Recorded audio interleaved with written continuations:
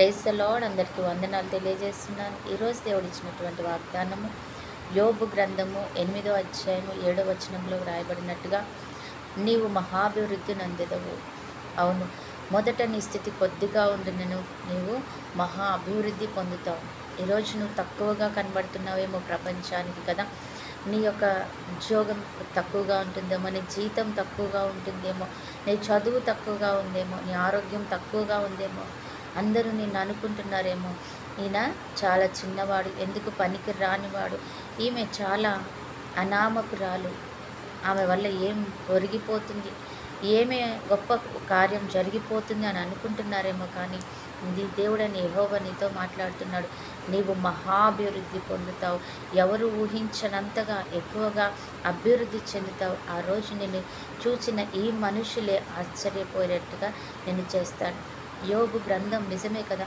యోబు ఎన్నో శ్రమలు అనుభవించాడు, ఎంతో భయంకరమైన వేదన అనుభవించాడు. ఇప్పుడు యోబుని చూసి అందరూ అనుకుని ఉంటారు కదా, ఏమని, యోబు పని అయిపోయింది, ఇక యోబు లేవలేడు, ఇక యోబు జీవితం ఇక ఇంతే అని అనుకుని ఉండొచ్చు. కానీ దేవుడికి ఒక్కడికి మాత్రం తెలుసు, యోబు జీవితం అయిపోలేదు, ఆయన పని అయిపోలేదు.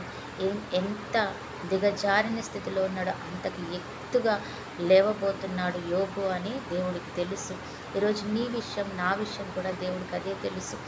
నువ్వు నీ జీవితం అయిపోయింది, ఇక నేను ఈ బ్రతుకుని జీవనాన్ని సాగించలేని స్థితిలో ఉన్నాను, నా జీవితం ఇంతే, ఇలా ముగిసిపోవడమే అని అనుకుంటున్నావేమో. కానీ దేవుడు అలా అనుకోవడం లేదు. దీనిలో నుంచి నిన్ను ఉన్నతంగా లేపి ప్రజలందరి ముందు నిన్ను ఆశీర్వాదకరంగా నిలబెట్టాలని ఆయన చూస్తున్నాడు. ఆయన సమయం వచ్చింది అని ఎదురు చూస్తున్నాడు. గోడల మధ్యలో నువ్వు కృంగిపోవడానికి, ఈ 4 గోడల మధ్యలో నేను ఆగిపోవడానికి ఆయన నిన్ను ఇక్కడ ఏర్పరచుకోలేదు. కానీ నీ మీద ఒక ప్రణాళిక, మహా ప్రణాళిక ఆయన యొద్ద ఉన్నది. కాబట్టి ఆయన అంటున్నాడు, నువ్వు మహాభివృద్ధి చెందుతావు, నేను నీకు చేసి చూపిస్తాను అంటున్నాడు అనమాట. ఈ చిన్న స్థితిలో నుంచి నువ్వు చాలా దీనుడుగా ఆలోచిస్తూ కూర్చున్నావేమో. కానీ ఆయన నీ కొరకు ఒక మహా ప్రణాళికని ఏర్పరిచి ఆయన సిద్ధపరిచి కూర్చున్నాడు.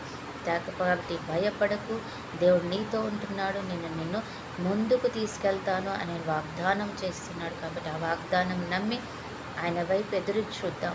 నిజంగా యోబుని ఏ రీతిగా అయితే ప్రజలందరి ముందు ఆయన బహు ఆశీర్వాదకరంగా మరలా చూపించాడో, నన్ను కూడా ఆ రీతిగా చూపించి అయ్యా నీ దేవుడు నా దేవుడు గొప్పవాడు అని ఆయన నిరూపించబోతున్నాడు. అటు కృప మనందరికీ వచ్చుగాక. ఆమేన్. పరిశుద్ధుడైన దేవా, ప్రేమ కలిగిన తండ్రి, నిజమే ప్రభా, నువ్వు మాతో మాట ఇచ్చావు ప్రభా. నీ మాట అంటే మాటే నాయనా. నిన్ను మహాభివృద్ధిలోనికి తీసుకుని వెళ్తానని వాగ్దానం చేస్తున్నావు తండ్రి. యోబు స్థితిని చూసిన జనులు ఆశ్చర్యపోయారేమో కదా ప్రభా. ఈరోజు మమ్మల్ని కూడా తండ్రి, ఇప్పుడున్న పరిస్థితిని, నువ్వు ఇచ్చే పరిస్థితిని కూడా చూసి ఆశ్చర్యపోయే రీతిగా మమ్మల్ని ఉంచబోతున్న దేవానికి వందన. ఇప్పుడు ఇచ్చిన ఈ ధన్యతను బట్టి కూడా కృతజ్ఞతలు చెల్లిస్తున్నాం తండ్రి. నువ్వు మా జీవితాలను మార్చే దేవుడు, మా జీవితాలను ఆశీర్వదించే దేవుడు అని మేము నమ్ముతున్నాం తండ్రి. ప్రభా, ఎంతమంది బిడ్డలైతే ఈరోజు ప్రభా ఈ నమ్మకాన్ని బట్టి దాన్ని ముందుకు వెళ్తున్నారు, వారి జీవితాలలో గొప్ప కార్యం చూసినందుకు వందనాలు. అలాగే ప్రభా, ఈరోజు బర్త్డే మ్యారేజ్ జరుపుకుంటున్న బిడ్డలు జ్ఞాపకం చేసుకోండి తండ్రి.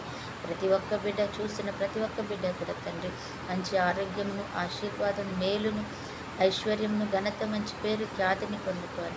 దీర్ఘాయువుతో నింపబడాలి తండ్రి. వారి కుటుంబాల్లో నెమ్మది, శాంతి, సమాధానం రావాలి ప్రభా. నీ గొప్ప ఆశీర్వాదంతో వారందరినీ నింపుకోమని నెమ్మది, కాపుదలతో నింపినందుకు కృతజ్ఞతలు చెల్లిస్తూ యేసు నామములో ప్రార్థిస్తున్నాము తండ్రి. ఆమేన్.